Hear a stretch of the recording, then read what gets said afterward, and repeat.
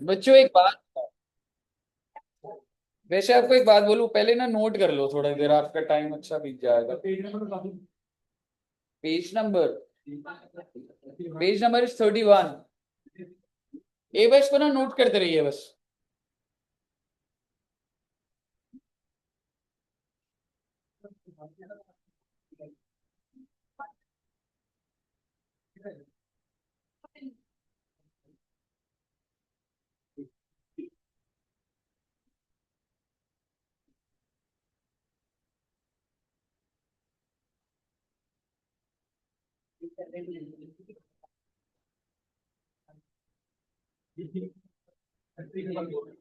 Class आज अगर मन नहीं तो अगली क्लास में कर देता, पर हाँ अगले हफ्ते तो खत्म हो।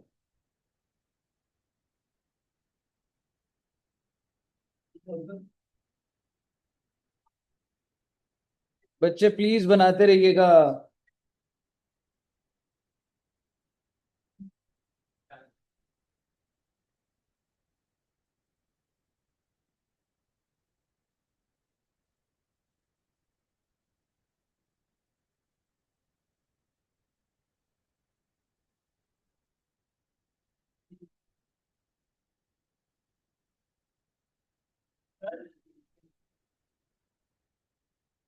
लिख लीजिए प्लीज।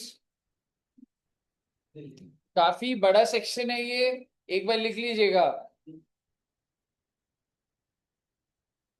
डिसअलाउंस का है बच्चे 40 बी, पार्टनरशिप फर्म के बारे में सारी बात करेंगे आज।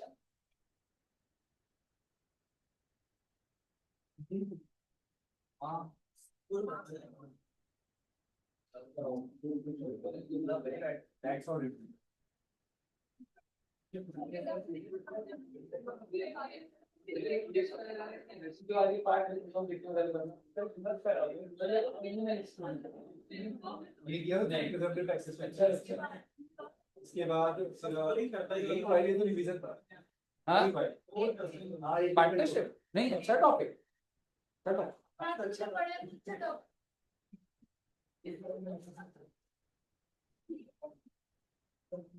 जल्दी जल्दी नोट करिए बच्चे। नहीं बच्चे, इस बार कोई प्लान नहीं है, मैं तुम्हें झूठी उम्मीदें नहीं देना चाह रहा।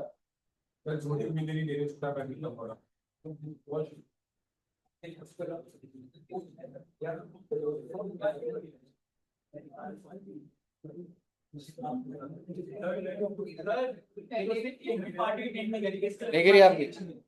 गुड, यही रिकॉर्ड मेंटेन करना है हमको। वो कर लेगा, हमारी स्ट्रिक हो जाएगी। आप मुझे कोई भी स्पोर्ट में हरा दो, पार्टी दे दूंगा। आ जाओ, यही कंडीशन, और अगर मैंने हरा दिया तो पार्टी कैंसिल। हाँ ठीक है चलो। कोई भी स्पोर्ट, हाँ ठीक है चलो, चलो स्पोर्ट, एनी स्पोर्ट जिसमें आपको लग रहा है। आप मुझे अगर हरा दो मैं पार्टी दे दूंगा, नहीं हाँ। कितनी बार क्या है, वो तो मैं थक गया था।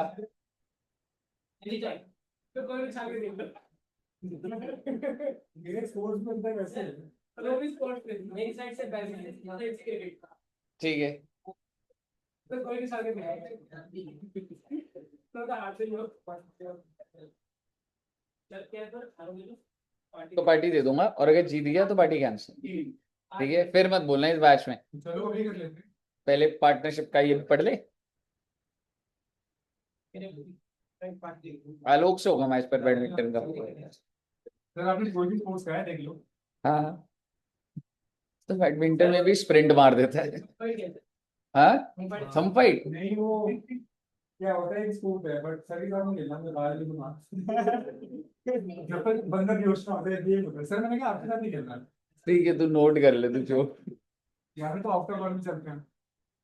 सर ये सैलरी की बात करती है, फ्लाइट को नहीं।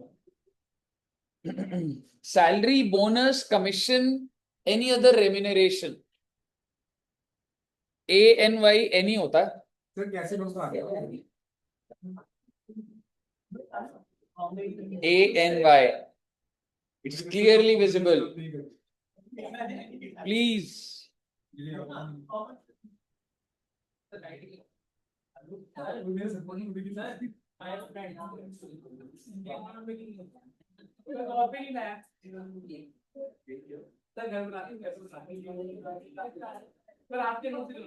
मेरी बनाओगे ना?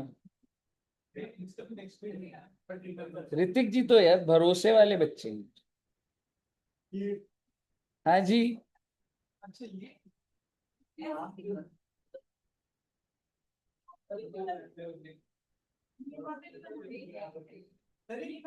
हो ही नहीं रहा मैडम ये।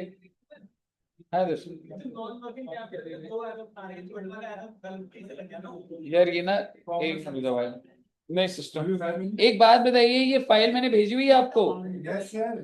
तो आप अपने फोन से बनाइए ना।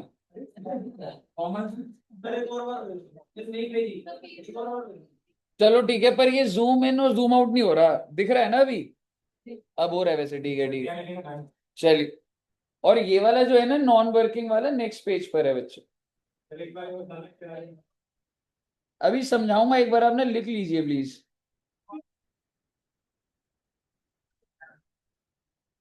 भेज रहा हूँ।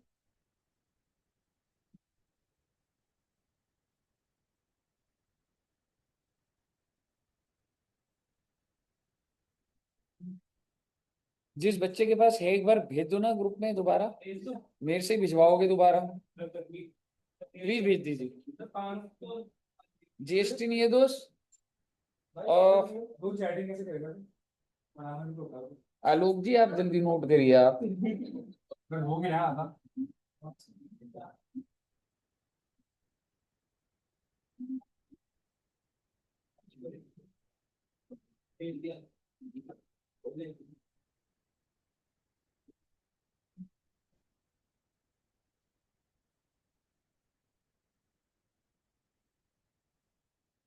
भेज दिया ऋतिक।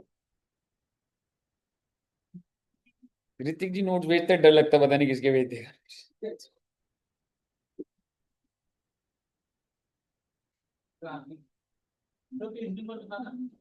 पेज नंबर था दोस्त 31।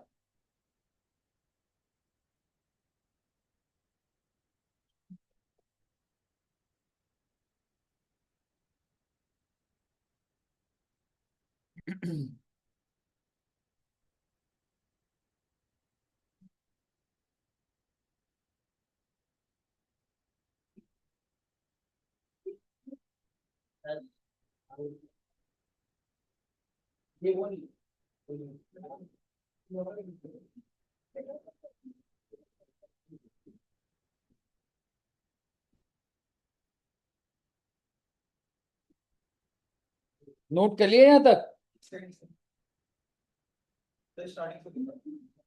आराम से नोट करिए, कोई जल्दबाजी नहीं। थोड़ा जल्दी करना मतलब। स्टार्टिंग।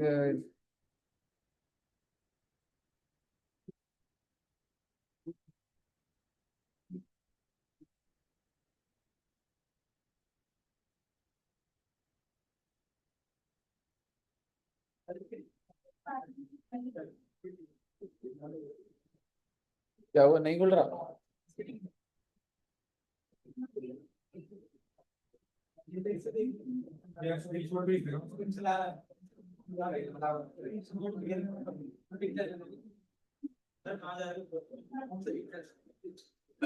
यार स्टार्टिंग से ही दिखाऊं अभी तक?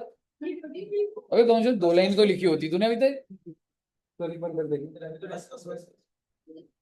ये है इसका दो पार्ट, ठीक है। तो ये नॉन वर्किंग कैपिटल है, नेक्स्ट उस पहले ये बना लिया मैंने एक पेज पे, ये बनाऊं एक पेज पे, उसके बाद ये लिखूं या पहले ये लिखूं फिर वो नॉन वर्किंग कैपिटल में? नॉन वर्किंग का तो नेक्स्ट पेज पे ही जाओ, ये जैसे यहाँ से नंबर। हाँ तो मैं वही जैसे सीक्वेंस है वैसे ही बना दो। थोड़ा कंफ्यूजन होगा ना इसलिए मैं आपसे पूछ रहा हूं। जैसे ये और ये पार्ट है ना, तो मैंने ये दोनों बना दिए, अब ये बनाना चाहिए नॉर्मली, और ये फिर आप लोगों ने मेरे ख्याल से नहीं, वो समझाया हुआ है मैंने, वो दोनों का नहीं है। पर ऐसे ही बना दें, कोई दिक्कत नहीं आएगी, नॉन वर्किंग अलग से लिखेगा तो कोई दिक्कत नहीं।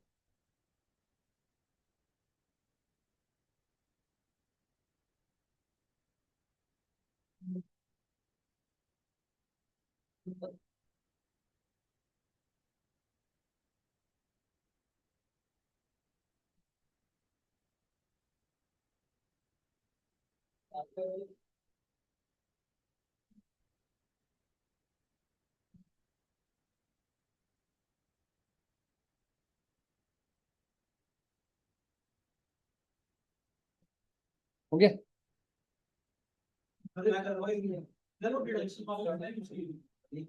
सारा लिखना है। हाँ लिखना है, लिखना है।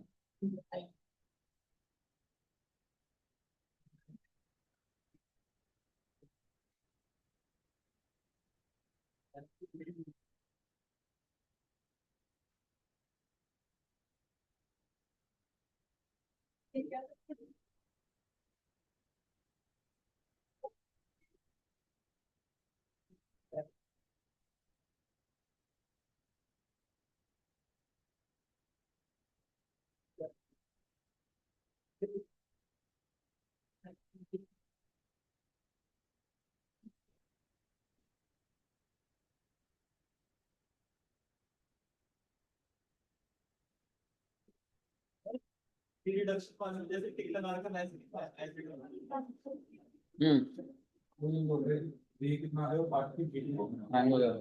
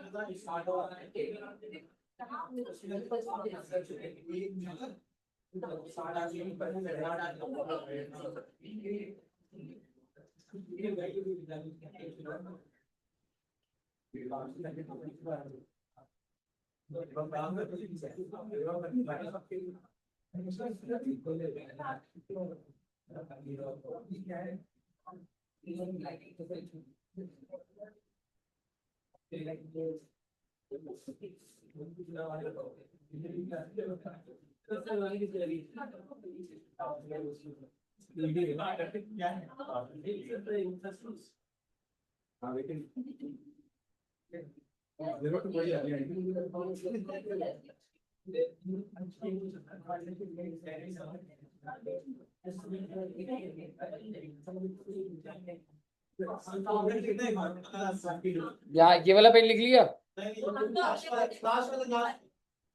वैसे बता रहा हूँ नेक्स्ट पेज भी पूरा लिखना है।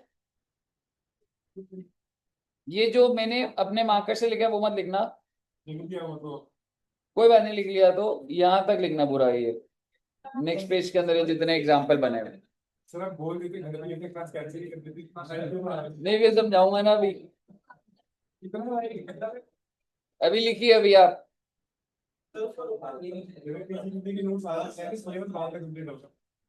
हैं पीजीडी में आज ही खत्म हो जाएगा।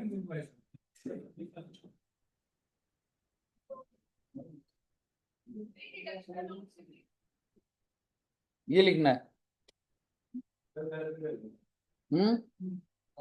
नहीं नहीं अभी लिख लीजिए आप, बड़ा जरूरी है पहले लिखना फिर कॉन्सेप्ट समझना।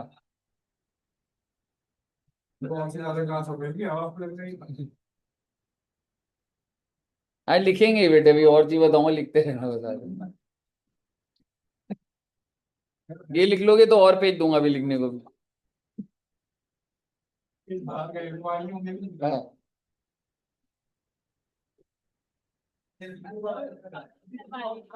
ये लिखना है। हाँ हाँ समझाओ।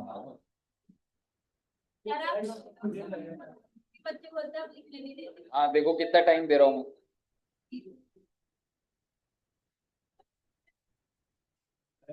हाँ पहले वाला भी पेंडिंग है। हाँ वो भी लिख लो।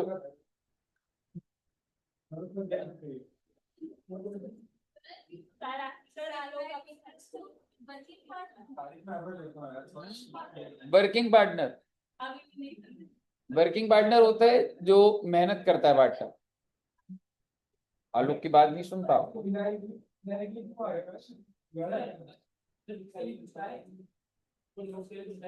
मेरे को नहीं। मेरी अभी इस वीक की लास्ट क्लास है, इसके बाद अब मेरी मतलब मैं नेक्स्ट वीक पढ़ाऊंगा। बर्थडे भी आ रहा है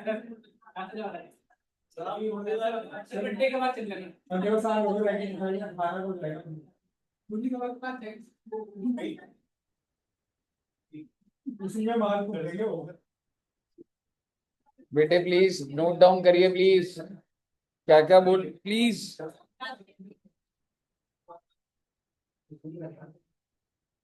मैं मैडम मेरी क्लास मंडे होगी अब। तो आपकी क्लास में क्या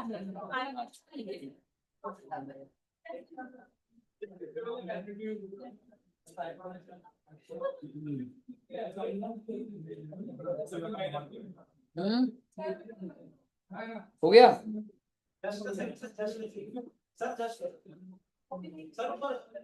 अरे स्वास्तिक जी आप बहुत धीरे लिख रहे हो, आप फोन के अंदर फाइल देखो ना।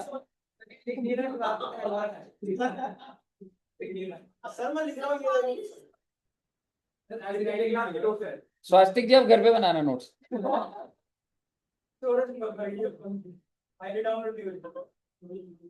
मैं क्या करूँ अब, मैं फाइल भी दे दी फिर भी।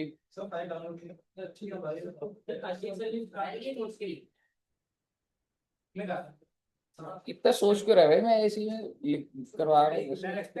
हाँ जी ये पे लिखना है। हाँ सब लिखना है, जो भी दिख रहा है आपको लिख दो आप, अभी कोई बात नहीं।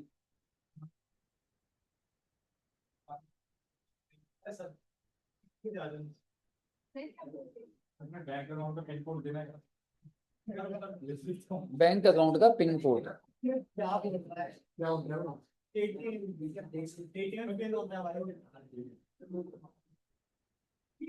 सिक्योरिटी गार्ड को बोलते हैं मेमोरेंडम दिखाओ सोसाइटी का।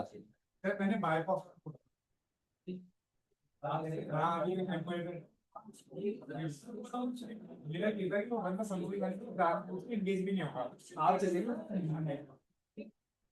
उसके रीजन भी मैं बैठा हूँ इसलिए नहीं खेलोगे मतलब। चलिए अब एक बार लिख लीजिए जल्दी बच्चे प्लीज, अब बोलूंगा मैं प्लीज। बहुत अच्छा टॉपिक है बच्चे ये।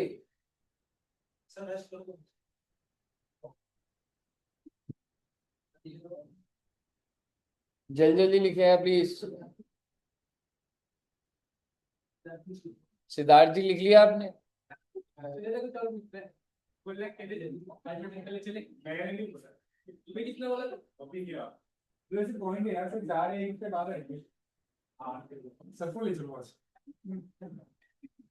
सबके सामने तेरी असलियत बाहर आ जाएगी रहना। मेरे साथ ही लोगे कैसे आलोक जी अच्छा ऐसी बात नहीं, आलोक जी अच्छा खेलते। सर क्यों बोल रहे सर आज पढ़ लेते हैं आज में लिखेंगे ज्यादा भागा बहुत अच्छा बैडमिंटन में है। डिसअलाउड, क्रॉस का मतलब है डिसअलाउड, वैसे नीचे भी लिखा हुआ है वो, बस वो समझ रहे हो, नीचे देखेगा डिसअलाउड। यानी कि अगर आप एक नॉन वर्किंग पार्टनर को सैलरी देते हैं तो क्या अलाउड होता है डिसअलाउड होता है? डिसअलाउड।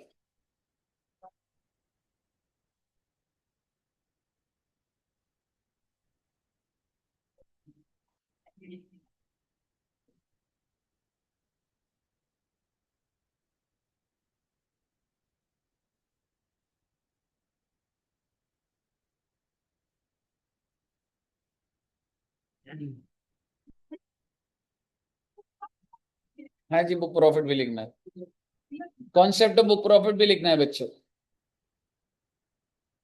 थक गए क्या लिख लिख के बच्चे? यश ने लिखा?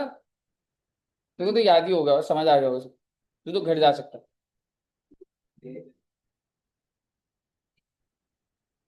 जल्दी लिखिएगा बच्चे। हाँ जी क्या है?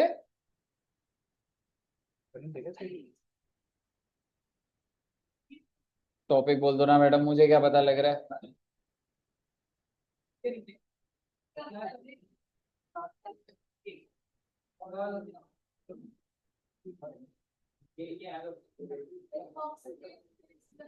कौन सा? दिन बाय दिन दिमाग कम डिसअलाउड।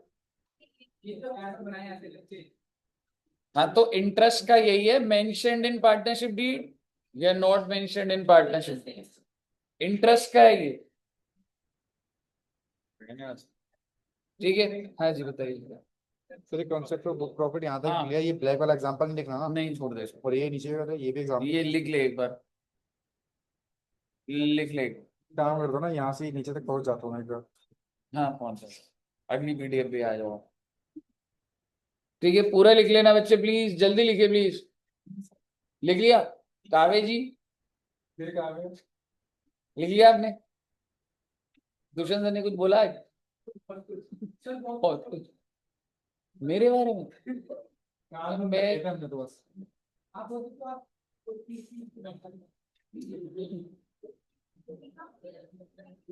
क्या है, कावे के बारे में नहीं बोला?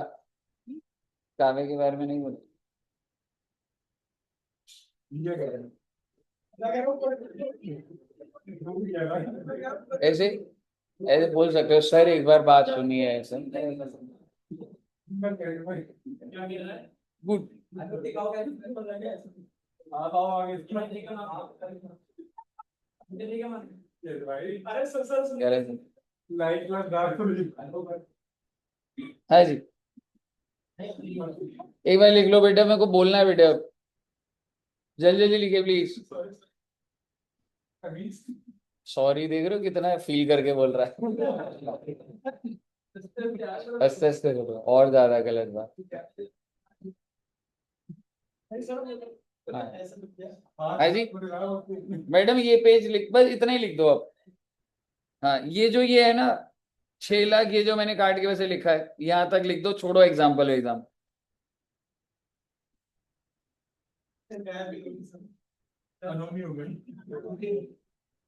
फाइल ना वो हो रही है। अब मैं बोल रहा हूँ, अब एक बार आप यहाँ तक लिख लो बस, देखो। और ना ऐसे कर देना 3 लाख ऐसे लिख के, ये वाला टेबल बना दिया बच्चों ने वैसे? हाँ ये वाला मेन टेबल है जी। कैसे कर रहे हैं कि घर की ये ऐसे काट के कर, अमेंडमेंट आई, इंपॉर्टेंट सेक्शन है ये, तभी लिखवा रहा हूँ आपको। हाँ जी, नहीं वो नहीं लिखना, बस यहाँ तक ये जो 6 लाख तक मैंने लिखा है आप यहीं तक लिख दीजिए बस।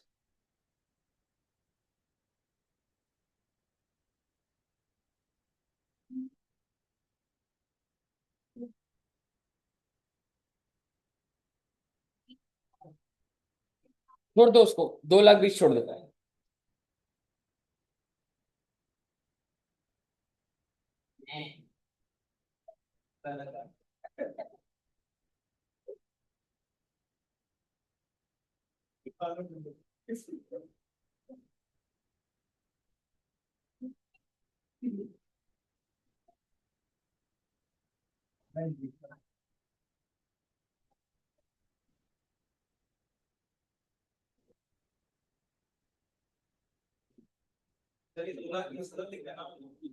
उसको नहीं लिखना आपने,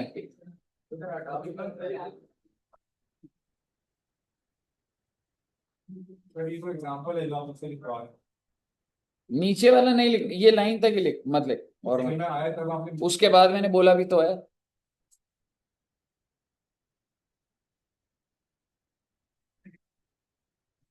सिर्फ यहाँ तक लिखना है बच्चे, ये लाइन दिख रही है आपको? यहाँ तक लिखना है बच्चे, बस इधर तक। ठीक है बच्चों, इधर तक लिखो। आप बोलो अब मैं बोलना स्टार्ट कर दूं अब? बोलो सर, बोलिए। हाँ इसमें क्या बोलिए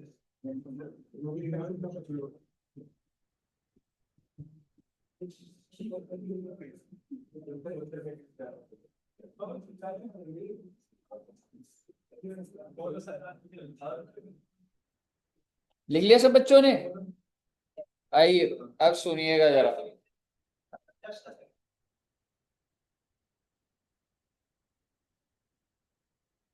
चलिए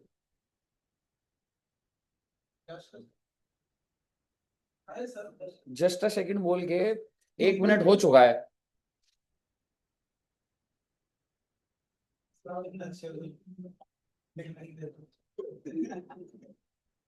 चलिए, अब मुझे एक बात बताइए, एक पार्टनरशिप फर्म जो है,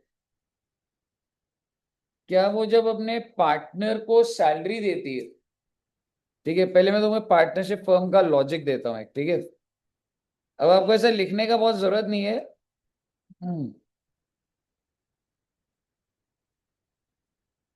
मान लीजिए एक पार्टनरशिप फर्म है। सर, क्या पार्टनरशिप फर्म अपना ट्रेडिंग पीएनएल बनाती होगी? बिल्कुल बनाती है। तो अपने जो भी खर्चे हैं, रेंट पे करना, एवरीथिंग, तो सब कुछ पे कर दिया, और नेट प्रॉफिट कितना रह गया बच्चे? 6 लाख। आप सबने अकाउंट्स के अंदर पार्टनरशिप फर्म देखा हुआ है।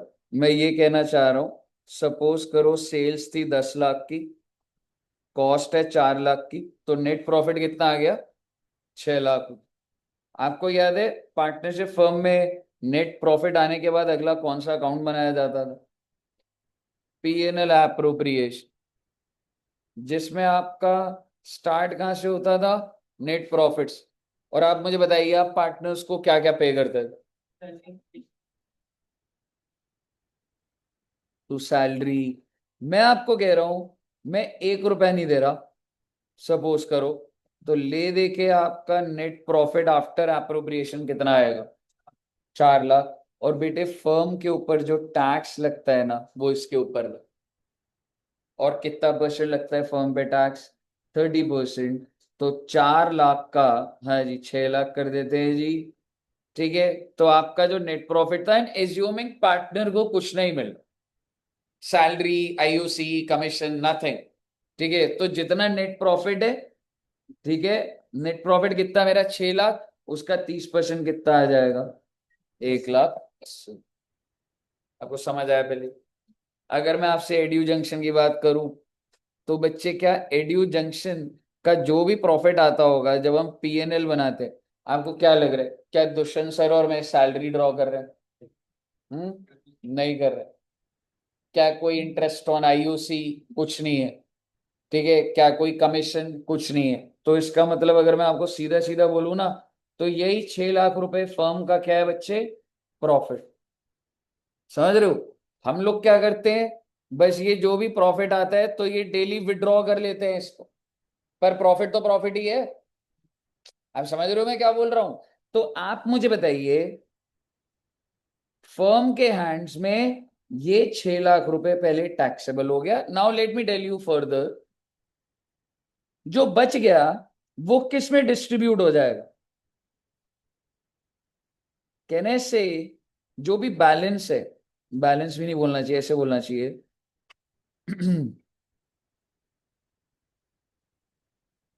Share of profit in the firm. अगर मैं आपको बोलूं 2 पार्टनर है, और अगर मैं अभी आपको बोलूं 6 लाख का प्रॉफिट है, तो ए का कितना हिस्सा? 3 लाख का मान लो पीएसआर 1:1 है। तो ए का 3 लाख और बी का 3 लाख। मेरा आपसे सवाल है, क्या पार्टनर ए के एंगल से सोचिए और बी के एंगल से, क्या इनके हैंड्स में अब टैक्सेबल होगा या नहीं? फर्म ने प्रॉफिट कमाए 6 लाख रुपए, 3 लाख ए ले गया, 3 लाख बी ले। क्या चीज है प्रॉफिट? सर ये सैलरी है, नहीं है, प्रॉफिट में हिस्सेदारी है बेटे। तो आप मुझे बताइए, ये जो अब मैं पार्टनर के ऊपर आ गया हूं, देखो, ये तो फर्म की बात थी यहां तक, तो जो मैंने आपसे भी बात की मैं अब आपसे किस चीज की बात कर रहा हूं? पार्टनर की। तो जो प्रॉफिट में हिस्सा होता है, क्या वो टैक्सेबल होगा? आंसर इज टैक्सेबल नहीं। क्यों? क्योंकि बच्चे, ये वाले जो प्रॉफिट्स है, ये ऑलरेडी जब फर्म के ऊपर टैक्स लग गए, तो जस्ट जब हमारे पास वो आ रहा है, तो उसको टैक्सेबल दोबारा नहीं करा जाता, because it is considered double taxation हो गई है। यानी कि अगर मैं आपको बोलूं एड्यू जंक्शन के पास 1 करोड़ रुपए बच गए, प्रॉफिट है, तो आप मुझे बताइए एड्यू जंक्शन की इनकम कितने की? 1 करोड़ की। पर जब वो डिस्ट्रीब्यूट होगा मेरे और दुष्यंत सर में, तो हमारे लिए, हमको उस इनकम को टैक्सेबल दिखाना है क्या? नहीं दिखा। प्रॉफिट में हिस्सेदारी एग्जेम्प्ट है भाई। ठीक है, प्रॉफिट के अंदर हिस्सेदारी एग्जेम्प्ट। पर आप सोच के देखिए, अगर मैं एड्यू जंक्शन के एंगल से सोचूं, अगर 1 करोड़ का प्रॉफिट है, तो एडू जंक्शन पे कितना परसेंट टैक्स पड़ रहा है? 30%। और कितने रुपए आ जाएगा? 30 लाख। ठीक है। तो क्या ये 30 लाख को, या अगर मैं इसी क्वेश्चन पर आ जाऊं, अगर मैं रादर देन 6 लाख का 6 लाख प्रॉफिट दिखाऊं और उस पे 30% लगाऊं, अगर मैं सैलरी के नाम से विड्रॉ कर लूं थोड़ा पैसा, यानी कि दो पार्टनर है, salary to A salary to B, 1 lakh 1 lakh, तो टोटल खर्चा कितने का हो गया? 2 lakh. Now your net profit is 4 lakhs। तो अब जो टैक्स लगेगा वो 4 lakhs पे लगेगा। कितना हो जाएगा? 1,20,000। तो क्या फायदा नहीं लग रहा आपको कि अगर एक पार्टनरशिप फर्म अपने पार्टनर को सैलरी दे, तो एक तो फर्म का प्रॉफिट कम हो रहा है, क्या फर्म को डिडक्शन मिल रही है? मिल रही है भाई। 6 लाख का प्रॉफिट था, सारे खर्चे दे दिए, रेंट वेंट सैलरी जिसको जो देना था दे दिया, 6 लाख रुपए बच गए, पार्टनर में बांट दिए 1,00,000 रुपए एज सैलरी। क्या डिडक्शन मिल गई आपको? बिल्कुल नहीं। क्योंकि अगर मैं नेट प्रॉफिट ये कर रहा हूं और ये है, तो आप मुझे बताइए, इसका मतलब आपको इसकी डिडक्शन मिली। What you suggest? बहुत अच्छी बात है सर, 4 लाख पे लगा, पर अब जरा आप आ जाइए जरा इधर, ठीक है, सुनिएगा एक बार ध्यान से। अब आप मुझे बताइए, ये जो पार्टनर ए और बी है, इनको क्या मिला बेटा? कितने रुपए? इसको भी क्या मिला? 1 लाख। कौन से हेड में टैक्सेबल हो? कौन से हेड में? एक पार्टनर को जो भी मिलता है वो पीजीबी पे, any salary, any remuneration, any IOC, any commission, what ever, it is taxable under the head. एक फर्म अगर मुझे दे रहा है, मान लो मैं यहाँ से सैलरी विड्रॉ कर लूं, मैं आईओसी में, तो जो लेना ले लूं, कहाँ टैक्सेबल हो जाएगा? ठीक है, ये लिखेंगे हम लोग। ठीक है, आप लिखना चाहते हैं तो ऊपर लिख दीजिए अपने मतलब रजिस्टर के मार्जिन में टॉप पर, any amount received by, any amount received by partner from its firm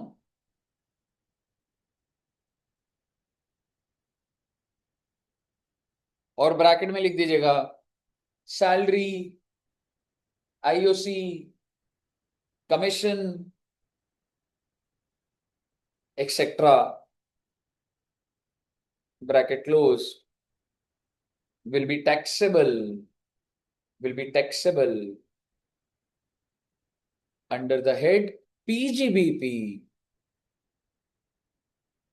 in the hands of, किसके हैंड्स में टैक्सेबल हो रहा है? In the hands of PGBP, in the hands of part।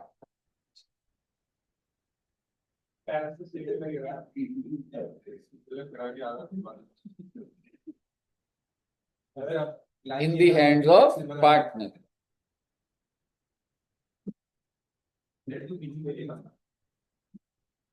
क्या head तो PGBP है, इतना तो पता लग जाना चाहिए था, 11 क्लास हो गई। सैलरी की तो मैंने आपसे क्वेश्चन पूछा था, इसलिए आप मान गया था ना। हो सकता है जब तू बोल रहा था पार्टनर का पूछा था ना। अब आगे सुनिए एक बार, what do you suggest to this firm? क्या इसको, इसका मतलब सर इसके लिए तो कौन से हेड में टैक्सेबल हो जाएगा? तो क्या ही फायदा मिल गया आपको? वहां डिडक्शन ले ली, यहाँ टैक्स का फायदा मिल गया भाई, स्लैब का फायदा मिल रहा है मेरे को। अब ये बंदा मिस्टर ए है, मान लो इसकी पीजीबी सिर्फ 1 लाख ही है, तो भाई स्लैब लगा के इसके ऊपर टैक्स कितना आएगा? नील, क्योंकि पहले 5 लाख तो माफ हो जाएंगे और यहां पर भी क्या हो जाएगा। तो आप मुझे बताइए, क्या एक फर्म जिसके प्रॉफिट्स बस इतने ही हैं, क्या वो 1 लाख रुपए की सैलरी दे तो उसे फायदा है कि नहीं है?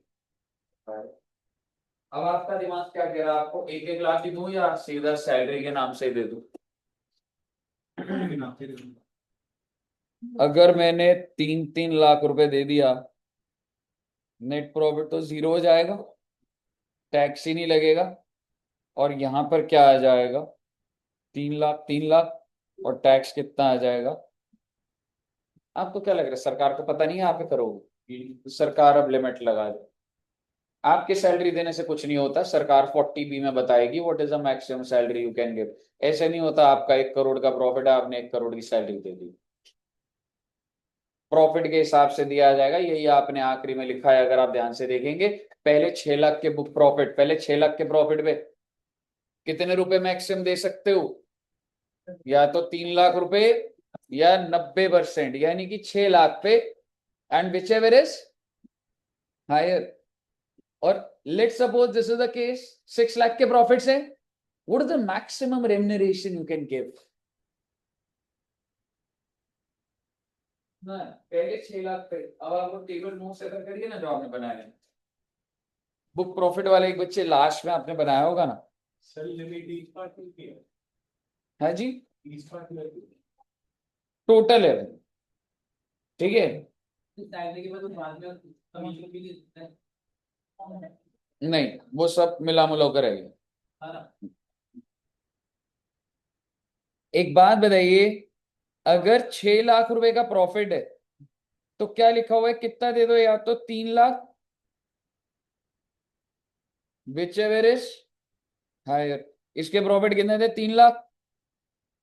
तो ये लिमिट कैसे निकलेगी सर, या तो 3 लाख दे दोगे या 90% कितना हो जाएगा बच्चे, विच इज हायर, यानी कि आपने कितने की सैलरी दे सकते हो आप, 540। मेरी बात आप ध्यान से सुनिए, आपने फिर भी 6 लाख दे दिया, आपने कहा सर हमने तो दिया तो दिए, सरकार करेगी आपकी मर्जी, डिडक्शन में आपको 540 करूँ। आप कितने की डिडक्शन क्लेम करना चाह रहे थे, 3 3 लाख कर गए, 6 लाख रुपए। आप कह रहे हो हमने सैलरी दी, मैं कौन होता रोकने वाला, पर तुम्हें डिडक्शन कितने की मिलेगी, 540। क्या वर्किंग बन रही है वो यहाँ पे वर्किंग। तो 40B tells you the limit कि इस अमाउंट से ज्यादा मैं आपको डिडक्शन दूंगा ही, और मेरी बात ध्यान से सुन रहे हैं, बड़ी गहरी बात है ये। सैलरी वैसे पे कितनी करी बच्चे, 6 लाख। और अगर मैं आपको बोलूं, इन सब चीजों को लिखना मत अभी, ठीक है। डिडक्शन कितने की मिल रही है आपको, 5,40,000। बट आप एक बार सोचिए तो सही, ए और बी को कितना कितना मिला,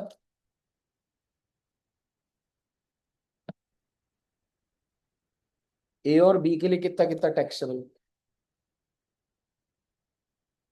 मैं इसको थोड़ा और थोड़ा धीरे बोलता, फर्म ने सैलरी कितने की दी है, 6 lakh. As per section 40B, 60,000 is this 40B is a disallowance section. 40B लग गया मतलब डिसअलाउ हो गया, और 40B कितना डिसअलाउ कर रहा है, 60,000। इसका मतलब अगर मैं 60,000 डिसअलाउ कर रहा हूं तो अलाउ कितना कर रहा हूं। आपको ये बात समझ आ रही है पहले, एक फर्म है, फर्म 6 लाख को डेबिट कर रही है, पर 40B बीच में आ रहा है, और अगर नहीं नहीं 60,000 एड बैक कर, ये बात समझ आई है आपको पहले। तो बेसिकली जितना डिसअलाउड हो गया, कहने से it is taxable in the hands of, exactly. Firm deduction की कोशिश कर रहा था 6 लाख की, पर 540 की मिलेगी, 60,000 डिसअलाउड, तो टैक्सेबल है फर्म के लिए। अब आप मुझे बताओ, ठीक है, यहां तक क्लियर है आपको। अब मैं पार्टनर के पास आ रहा हूं, और आप ज्यादा कंफ्यूज ना होइए। मान लीजिए एक ही पार्ट, हाँ जी बोलिए। हाँ, अभी उसी पे ही आ रहा हूं। फर्म की पूरी कहानी क्लियर है आपको। भाई सीधी सी बात है, एक खर्चा था सैलरी का, 6 लाख का खर्चा था, और कितना डिसअलाउ हो गया, 60,000 रुपए। तो किसके लिए टैक्सेबल हो गया, फर्म के लिए।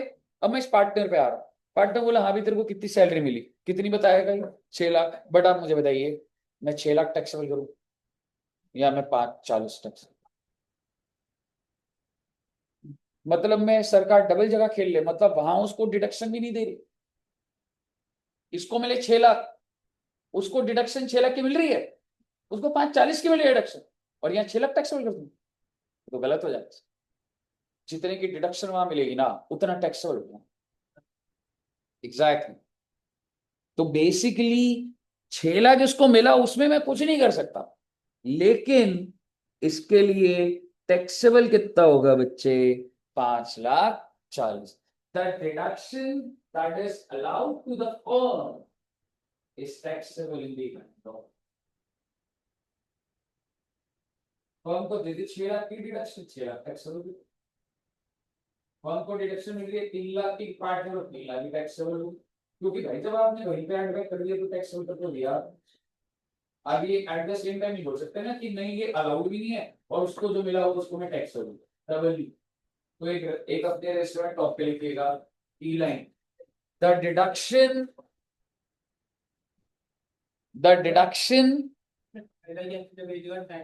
सिर्फ तो स्लैब के अंदर वो कर सकता है। आगे फायदा बताया तो मान ले मैं फर्म से पैसे ले रहा हूँ, मान ले मैं 30 में हूँ, फर्म भी 30 पे है, पर मेरे पास हाउस प्रॉपर्टी का लॉस पड़ा, तो मैंने उनको बोला ज्यादा दे दो यार, खत्म हो जाएगा नहीं तो लॉस मेरा।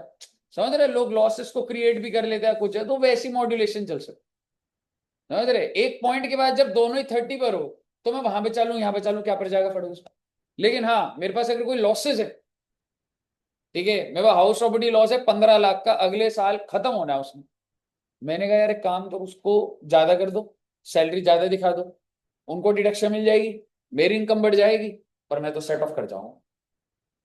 अब तू बोलेगा ब्रॉड फॉरवर्ड को भाई जी सेट ऑफ कैसे करो, क्योंकि जो ब्रॉड फॉरवर्ड हो तो सिर्फ हाउस प्रॉपर्टी में ही जाएगा, पर अगर उसी साल में हो रहा है 2 लाख का तो कर सकता हूँ।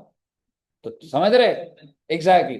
तो हाउस प्रॉपर्टी का लॉस अगर मैं 2 लाख का पड़ा है तो मैं 2 लाख इनकम ज्यादा उठा के खत्म कर सकता हूँ ना, अगर और नहीं है तो ये इस तरीके की, मैं एकदम इमीडिएट आपको नहीं दिखेगा, बट हाँ मतलब घुमा फिर आगे कुछ फायदे निकल जाए। ठीक है दोस्त, चलिए क्या लाइन लिखी हमने? The deduction that is allowed to the firm, the deduction that is allowed to the firm is taxable in the hands of partner। सीधी सी बात है, जितनी डिडक्शन मिली वो काउंटर दूसरे बंदे पे टैक्सेबिलिटी बिठा दो।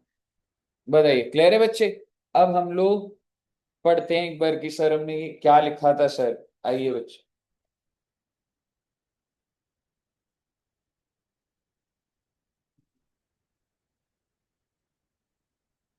बस 5 मिनट में खत्म हो जाएगा बच्चे, आप इंटेंशन पकड़ चुके हैं बात।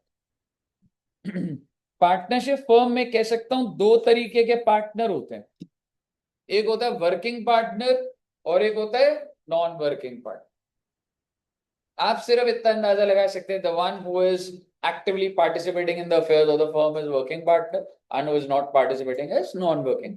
पहले मैं वर्किंग पार्टनर की बात कर रहा हूं। आप मुझे बताइए, अगर जैसे एडू जंक्शन है तो उसमें क्या मैं कह सकता हूँ, क्या मैं वर्किंग पार्टनर हूँ या non working partner? Non working partner. ठीक है, और Dushyant non working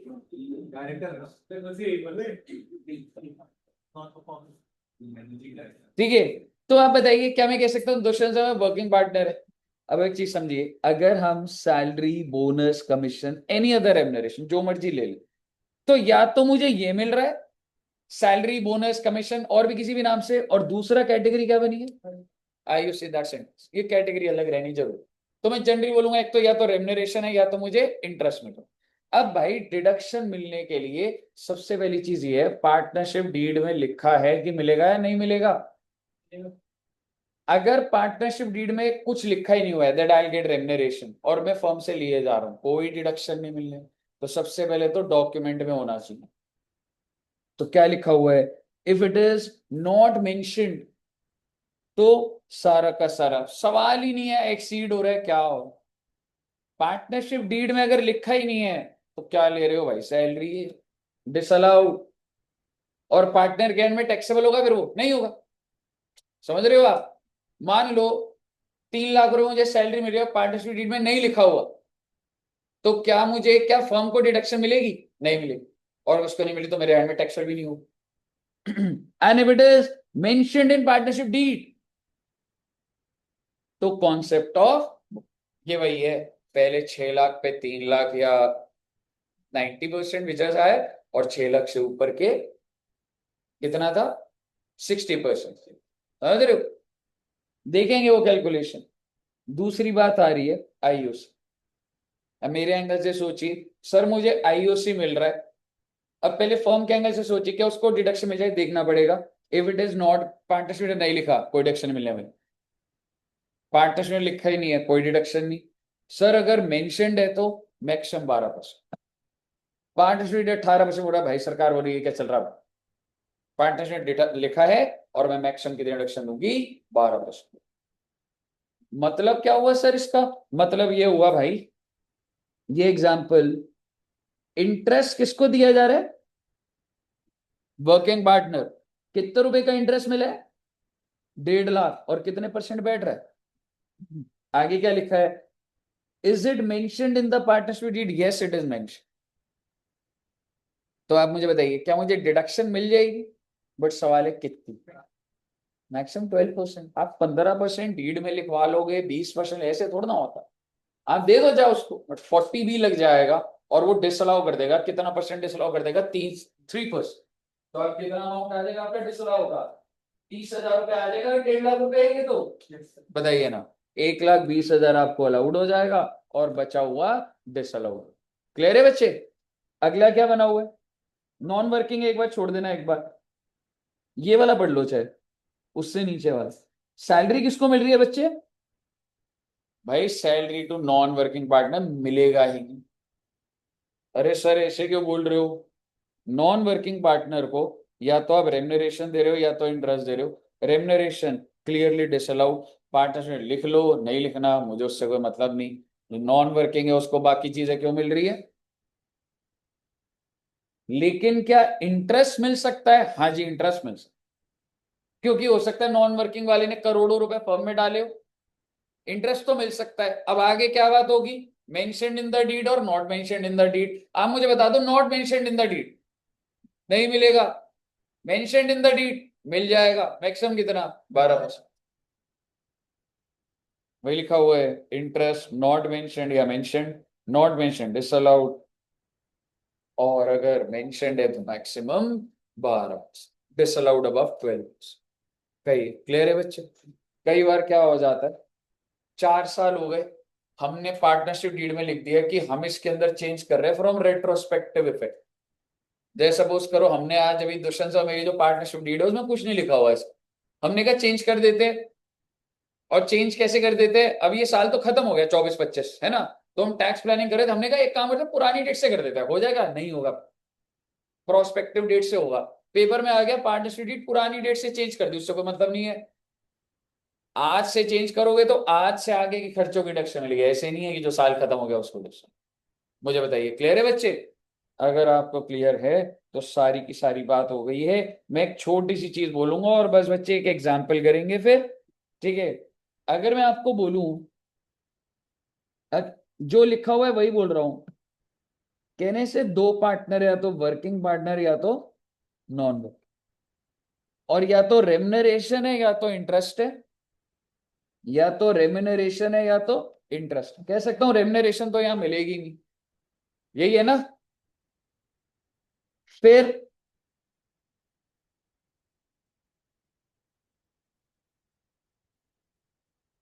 partnership deed में अगर मेंशन्ड है और यहां भी मेंशन्ड है, तो आप मुझे बताइए, आपको डिडक्शन मिलने के लिए फर्दर आगे क्या देखना पड़ेगा?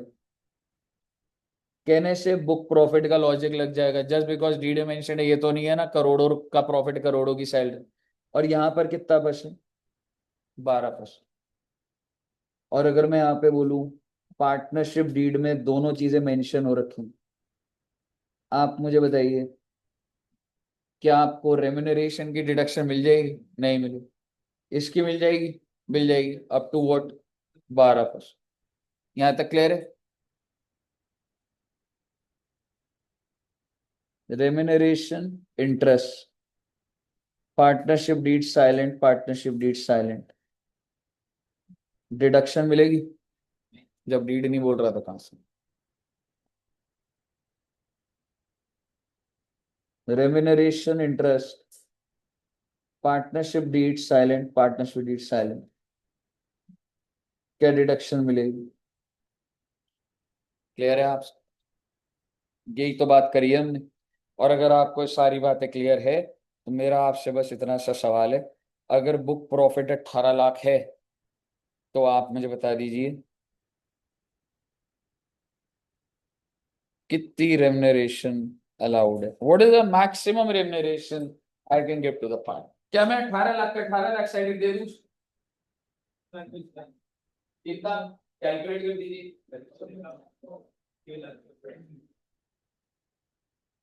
टेबल यूज कर दीजिए और बस खत्म है बेटे बात। बस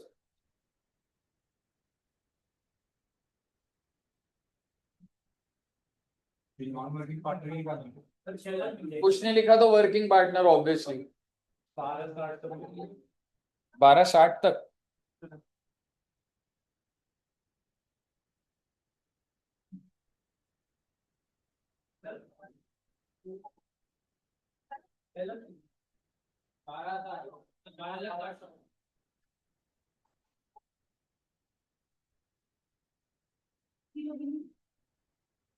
अप टू 6 lakhs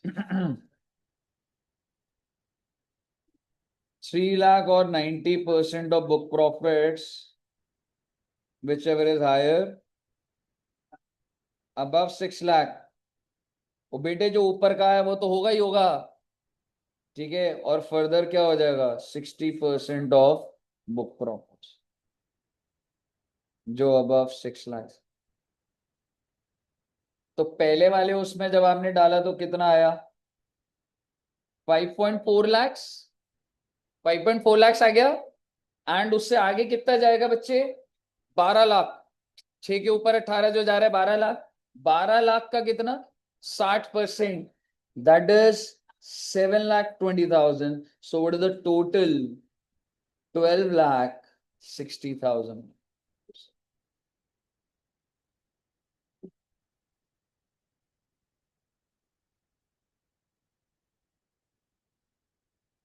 कही क्लियर है बच्चे?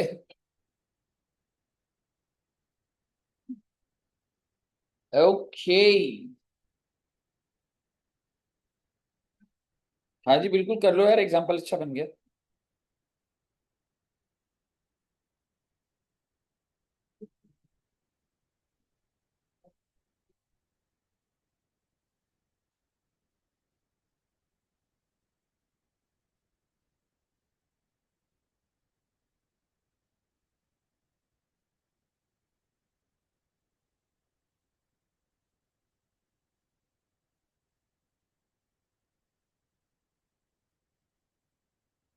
क्लियर है? Very very very good. एक बात ध्यान रखना बस, जिंदगी में भी और डिफिकल्ट क्वेश्चन दिख जाएंगे आपको जब पढ़ाई बढ़ाओगे अपनी। तो बुक प्रॉफिट आफ्टर इंटरेस्ट लेना है। मतलब इसमें से जब जो आपको बुक प्रॉफिट होगा ना उस पर भी हो सकता है कोई ना कोई मतलब कंपटीशन आ जाए, ये निकल कैसे रहे, बहुत हल्की सी। तो ये लाइन तब ध्यान रखना, ये जो बुक प्रॉफिट मुझे लेने हैं क्या इंटरेस्ट माइनस कर देना? इंटरेस्ट माइनस पर क्या रेम्युनरेशन माइनस कर? रेम्युनरेशन माइनस वही तो निकाल रहा हूं। तो आप समझो कि इंटरेस्ट जो एलिजिबल है वो तो माइनस होगा तो ही तो बुक प्रॉफिट निकलेगा। फिर उसके बेसिस पर ये नहीं कि तुमने अभी इंटरेस्ट भी बाहर कर दिया और वो भी बाहर, इंटरेस्ट तो निकल जाएगा ना 12% एलिजिबल, वो माइनस कर दो। ये ध्यान रखने वाली बात होती है, प्रैक्टिस करो। कहिए क्लियर है बच्चे? ओके। तो आइए सर जी, एक दो पॉइंट और करोगे या बस 4-5 पॉइंट ही? क्या कहते हो, और करें या रहने दे? एकदम लाइट था ब्रो। ओ यार एक परसेंटेज दिखा दूं सिर्फ, नहीं कि एसेट्स के ऊपर ना, आपको याद है हमने रेट्स नहीं देखे थे, बस ऐसे रेट पे नजर डाल लेते हैं बच्चे। वही ना हाँ जी, हाँ जी। लॉ की क्लास स्टार्ट हो गई, 3 बजे होती है। ऐसे दो 9 था बेटी, कहाँ है मैसेज? पर्सनल मैसेज आया। मैं ग्रुप में नहीं हूँ क्या? कौन सी? आशीष से ने जो भेजा है? नहीं हुई।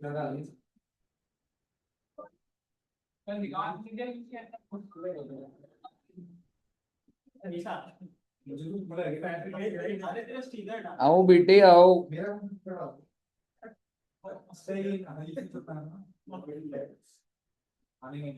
बस नेक्स्ट क्लास में खत्म कर देंगे बेटे। एक और भी बता दो आपको। थोड़ा सा पढ़ते हैं अभी, है ना, ध्यान आ गया कुछ। देखो आपको ना रेट्स ऐसे याद नहीं करने होते, बट इट्स इंपॉर्टेंट कि हम इसको गो थ्रू करें। आपको याद है मैंने आपको बताया था building, furniture, plant machinery and intangible, चार वो बन रहे हैं, ठीक है। बिल्डिंग का देखिए, बड़े ही प्यार से देखिए, ब्लॉक नंबर 1 देखिए। और पहले मैं रेट दिखाता हूं आपको। याद है आपको? एक रेट था 5, 10 और भाई 40। 15 प्लांट एंड मशीनरी का होता है रेजिडुअल का, ठीक है। बिल्डिंग के अंदर if you want to write this, आप लिख सकते हैं जस्ट ऐसे ब्लॉक 1 2 ये स्पेस छोड़ देना चाहिए, बट 1 2 3 4 और 5 10 40 40, क्योंकि याद होना चाहिए, ठीक है। अब मैं कीवर्ड्स अगर आपको बताऊं, ये जो पहली वाली बिल्डिंग है ना, it is used for residential purpose. Sir ये फिर बिजनेस के लिए कैसे? याद करो, हाउस ने बताया था टाटा स्टील ने पूरे के पूरे अपार्टमेंट्स खरीद लिए जहां उसके एम्प्लॉय रहेंगे। याद है आपको कि उधर कोई नौकरी के लिए नहीं आ रहा, तो उसने बहुत सारे अपार्टमेंट्स खरीद लिए फॉर माय ओन एम्प्लॉइज। तो क्या वो टाटा, जो भी कंपनी है टाटा स्टील, क्या उसकी बैलेंस शीट में वो लैंड एंड बिल्डिंग दिख नहीं रहा होगा? तो मैंने खरीदे हुए मेरे एम्प्लॉय रहते, तो वो कितना डिप्रिशिएट करेगा बेटा उसको? 5%। Why? Because that's being use for residential. तो वो थोड़ा सा बेटर यूज हो जाती है। बेटर का मतलब इतना वियर एंड टीयर नहीं होता फिर उसका। अब आप मुझे बताइए अगला क्या है। अगर कोई बिल्डिंग वाटर ट्रीटमेंट के लिए, आपको सिर्फ कीवर्ड याद रखना है, मेरे को धंधा तोड़ना समझना पूरा का पूरा। कोई building used in water treatment system, तो उसमें कितना परसेंट है? 40%। Then you will see temporary erection such as wooden structures, तो उससे भी कितना है? 40। तो आपको याद रखने पड़ेंगे, वुडन स्ट्रक्चर, टेम्पररी इरेक्शन 40 है। इसके अलावा जो मर्जी building, warehouse, showroom, head office, whatever, उस पर क्या रेट लग जाएगा? 10। कहने का मतलब ये है कि बिल्डिंग का रेसिडुअली रेट क्या है जी? 10% है। Residential is a special situation, 5% लग रहा है। बाकी दो भी बेटे वाटर ट्रीटमेंट है, और उसके बाद आपका वुडन स्ट्रक्चर है, 40 है। उसके अलावा सारी बिल्डिंग। तो आप मुझे बताइए जितनी भी दुकान है, मैकडोनल्ड्स ये जो शॉप है, अगर it is owned by McDonald's, तो वो डिप्रिसिएशन ले रहा होगा? ले रहा होगा। किस रेट पे ले रहा होगा? माल कर दिया, इतना देर लगा दिया। 5%, 10%, ठीक है। रिलायंस का जो हेड ऑफिस है वो 10%। गुड़गांव में जितने भी ऑफिस हैं 10%। Warehouse, factories, godowns, all are 10%। Clear है जी? लिखना चाहोगे? नहीं? दोनों पे क्या लगता इस पे है? ये रेसिडुअरी में आ जाता है 10। ये चीज बताता हूँ। अच्छा बच्चे, एक चीज देखना, ये जो होटल्स हैं ये भी तो रेजिडेंशियल के लिए यूज होता है, जैसे पीजीज होते हैं, ठीक है।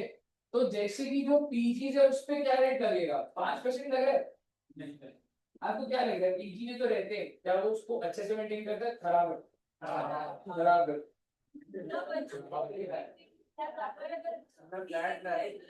अगर फ्लैट भी है तो क्या हुआ?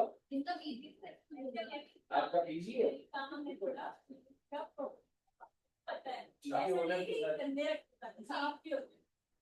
कुछ कुछ साफ ही हो, ठीक है, ठीक है। तो बेसिकली आप मुझे बताइए, ठीक है, आप मेरे को बताइएगा, तो पीजी कौन से ब्लॉक में आ रहे होंगे? सेकंड वाले में आ रहे हैं जी, पहले वाले में नहीं आ रहे जी।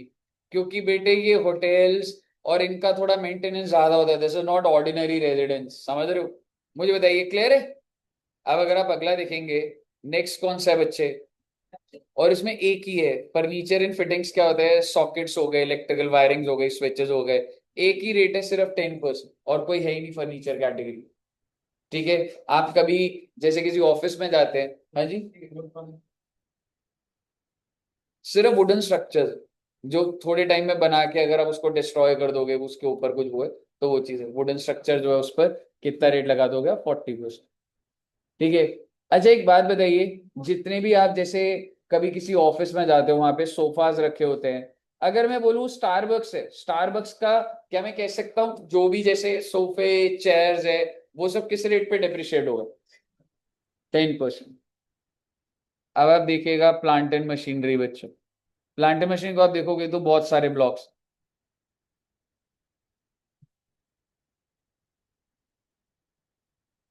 ये तो आप अनलिमिटेड के।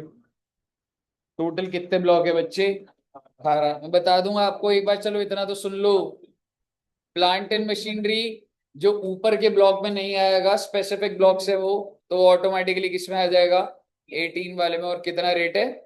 15। अब आप एक बार देख लीजिएगा शिप्स का, देख लीजिए थोड़ा सा। ठीक है, शिप्स के ऊपर क्या रेट लग रहा है? ओ भाई अब जो मर्जी शिप हो, मुझे क्या लेना देना, समझ रहे हो? उसके बाद आप बताइए इनटैंजिबल्स पे क्या है? इनटैंजिबल में क्या क्या आ रहा है? Know how, patent, copyright, trademark. आपको क्या लग रहा है 4G 5G लाइसेंस जो होते हैं ना टेलीकॉम के, भाई साहब 20-20 हजार करोड़ की पेमेंट कर रखी होती है उन्होंने, उसका एमोर्टाइजेशन होता है, उसको डिडक्शन लेते हैं इनकम टैक्स में, कितने परसेंट पे चल रहा होता। और अगर मैं आपको बोलूं मेथड कौन सा हो गया, SLM, WDV? Obviously block system है तो WDV चल। मुझे बताइए कोई दिक्कत यहाँ तक?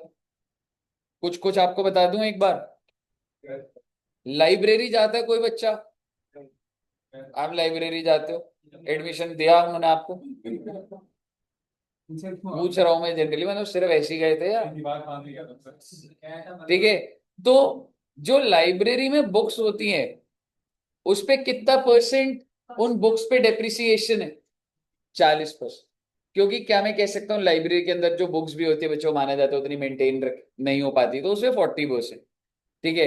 अब उसके बाद आप देखेंगे अब काफी ज्यादा ना, मतलब स्ट्रीमलाइन हो गया बुक्स, एनुअल पब्लिकेशन या other than annual owned by SSC carrying on a profession. एक बात बताइए, कल को आप अपनी प्रैक्टिस करते हैं, ठीक है, और आप देखते हैं जैसे डॉक्टर्स होते हैं, कैसा होता है जो वेटिंग एरिया होते हैं वहां पे बहुत सारी मैगजीन्स होती, ठीक है, क्या वो हर साल बदलते हैं या मतलब कुछ एक्सपेंसिव मैगजीन हो सकते हैं 6-7 साल और ऐसे भी हो? बिल्कुल हो सकता है भाई। और आप कल को अगर अपनी प्रैक्टिस खोल दो, कह सकता हूँ बहुत सारी बुक्स होती है आप लोगों के पास, तो क्या वो आपके लिए फिक्स सेट है? बिल्कुल है। ठीक है। अच्छा उसको मैं फिक्स उसमें भी बोलूंगा, तो वो किस कैटेगरी में आ रहा है? That's a plant and machine. अगर आप एक प्रैक्टिसिंग सीए है, प्रैक्टिसिंग सीएस है या प्रैक्टिसिंग सीएमए है, और अगर आपके पास बुक्स है, तो वो बुक्स आपके लिए क्या है बच्चे? Plant and machinery. और आप मुझे बता दीजिए उस पर कितना परसेंट डेप्रिसिएशन लगाओगे आप? सॉरी ऊपर वाला था 40। ले दे के बात इतनी है, चाहे लाइब्रेरी हो चाहे वैसे हो, 40%। पहले अलग अलग होता था बच्चे, अब काफी स्ट्रीमलाइन कर दिया। अरे सर कंप्यूटर, अरे पर ये तो इनटैंजिबल है, नहीं बेटे, जो लैपटॉप्स और ये सारे होते हैं वो प्लांट एंड मशीनरी में आ जाते हैं। सॉफ्टवेयर होता अलग बात होती, पर कंप्यूटर इंक्लूडिंग कंप्यूटर सॉफ्टवेयर पे कितना रेट लग रहा है बच्चे? ओके, आपने थैंक यू बोला बेटे, आपको अच्छा लगा, ठीक है, आप ये नहीं चाहते और अच्छा लगे बेटे, सर आप आज ही नीचे ले जाओ मान। ठीक है। चलिए अच्छा, ये विंड मिल्स का कुछ लिखा हुआ है, कितना परसेंट? 15%। है जी। टैली का अगर सॉफ्टवेयर है, अब डिपेंड करता है, बहुत अगर हल्का सा है तो तू कंप्यूटर कॉस्ट में डाल दे, बट अगर सॉफ्टवेयर एक्सपेंसिव, अगर मैं अच्छे लेवल पे ले रहा हूँ, 5 ऑफिस अलग अलग जगह ले रहा हूँ, तो इनटेंजिबल है भाई, इनटेंजिबल ही होगा। 25% इनटेंजिबल कैटेगरी। वैसे तो चलो ठीक है, अच्छा पर अब सुन ही लो अब, ठीक है। एक बात बताओ, ये अरे ये क्या लिखा है, ये बताओगे मुझे, पता नहीं लग रहा बेटे। ओ माय गॉड, सब पे 40% है तो? Renewable energy saving device, fuel cell powered vehicles, windmills, या कोई भी इलेक्ट्रिक जनरेटर लेने का मतलब ये, हाँ जी, ठीक है। आप मुझे बताइए ब्लॉक नंबर 13 क्लियर है, तो ब्लॉक नंबर 12 में क्या प्रॉब्लम आ रही है आपको? 12 भी पढ़ लो। इतना बड़ा पढ़ लिया बेटे, 13 वाला 12 पढ़िए ना। ब्लॉक नंबर 12 पढ़िए please. Energy saving device, okay. Energy saving device कौन से होते हैं सर? सोलर पैनल बोल सकते हो। आपने देखा है कई बार एक ऐसे डिवाइस में, तो जबरदस्ती बोल रहा हूँ वैसे, ऐसे होता है कि वो एक सॉकेट में लगा दो तो आपका बिजली का बिल 40% कम हो जाएगा। आपको पता ही नहीं, ठीक है, होता है। लेकिन शॉर्ट सर्किट होगा इसकी गारंटी नहीं है। मतलब वो ऐसे डिवाइसेस तो हैं, हाँ, लेकिन अब इसके बाद अब शॉर्ट सर्किट हो क्या हो ये नहीं पता। ठीक है, ब्लॉक नंबर 10 कुछ नहीं है। अरे ब्लॉक नंबर 9 देखो बेटे, लाइफ सेविंग। ओहो, LIC, बिल्कुल LIC। अगर LIC के बारे में बता दूंगा आपको, पर लाइफ सेविंग आपके हिसाब से कौन सा मेडिकल इक्विपमेंट लाइफ सेविंग होता है? फर्स्ट एड, जैसे कि बैंडेज और ये सब लाइफ सेविंग होता है। पैरासिटामोल, है ना? गुड है। हाँ, ठीक है। ICU तो जनरली होता है, ICU तो ऐसे ही होता है। First aid is more important. Special air pollution control equipment. Water pollution कितने परसेंट है बेटे? Aeroplane, oh my God, aeroplane पे कितना रेट है रे? Moulds used in rubber and plastic goods fabric, कितना परसेंट? बेटे बस ये याद ही करने के, वैसे तो पेपर में नहीं आते पर कुछ पता नहीं होता। जबरदस्ती बोले जा रहे हैं। बिल्कुल बिल्कुल, वही बता रहा हूँ आपको।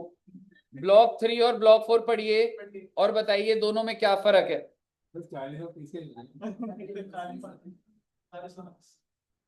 एक बात बताओ, ये देख रहे हो? हाँ, पुट टू यूज ऑन और बिफोर 31 मार्च 20। मतलब ये अब जो बसेस लॉरीज जो पहले की थी, पहले कितना रेट चलता था? 45, पर अब क्या कर दिया बच्चे? टैक्सीज और इस पे जैसे ओबर ओला की जो ये जो है उस पे कितना रेट, अगर आज आप गाड़ी खरीदते हो तो कितना परसेंट लगेगा वो? 30%। अभी एक इंपॉर्टेंट चीज आने वाली, बस लास्ट ईयर खत्म ही होगा। ब्लॉक नंबर 1 और 2 भी मोटर कार का, ओ माय गॉड, पढ़िएगा एक बार। क्या है, क्या मैं कह सकता हूँ ये तो पुराना रेट है? ठीक है, तो अगर मैं बोलूँ ना ये इतना इंपॉर्टेंट नहीं है, पर ये कौन सा है? Used in running them on hire, कितना परसेंट है? मतलब सर 1990 के बाद अगर फायर मेरे को एक बात बताइए, जैसे जो डोमिनोज की बाइक्स होती हैं, या अगर एक कंपनी ने 10 मर्सिडीज अपने डायरेक्टर्स को दे रखी है तो उस पर क्या रेट लगाएंगे? इज इट फॉर, नहीं आप डेट छोड़िए, मैं तो लेटेस्ट की बात कर रहा हूँ। Is it that it's in the business of running them on hire? आप समझो ना? नहीं, एग्जैक्टली तो कितना रेट लगेगा? 15 बसें।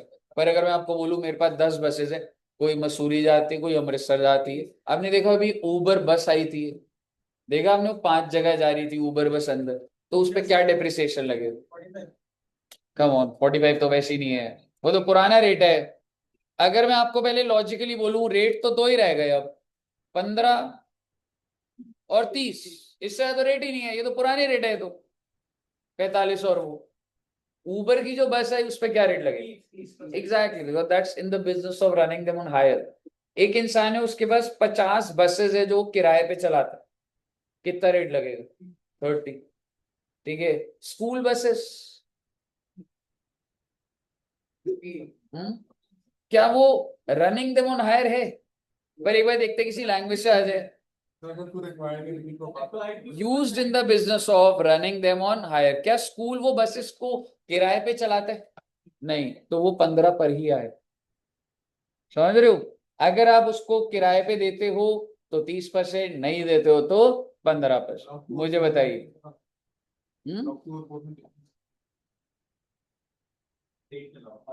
दुष्यंत सर का कॉल आ रहा है। हेलो, हाँ जी हम मैं तो बोल रहा हूँ सर, इनको कह रहे जा ही नहीं रहे, कह रहे सर एक पॉइंट और बता दो, एक पॉइंट और बता दो। बस एक 2 मिनट में आ गया, 5 मिनट वेट करो, 2 मिनट आ गया, ठीक है।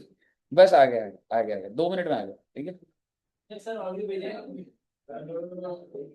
क्लियर है, ऑल क्लियर क्लियर। मेरे कहने का होता है ये सिर्फ आपको पॉइंट ध्यान रखने थे, ठीक है। और ये देख लीजिएगा, और इतना ही रखते हैं बच्चे। एंड इससे आगे अब हम लोग नेक्स्ट क्लास से बढ़ाएंगे। तो आपकी थर्सडे कल छुट्टी है आप बच्चों की, मेरी क्लास नहीं है, ठीक है। और फ्राइडे वैसी छुट्टी है, सैटरडे छुट्टी है, तो लॉन्ग वीकेंड। तो आप ज्यादा चिल मत करना, पढ़ाई करना बच्चे प्लीज।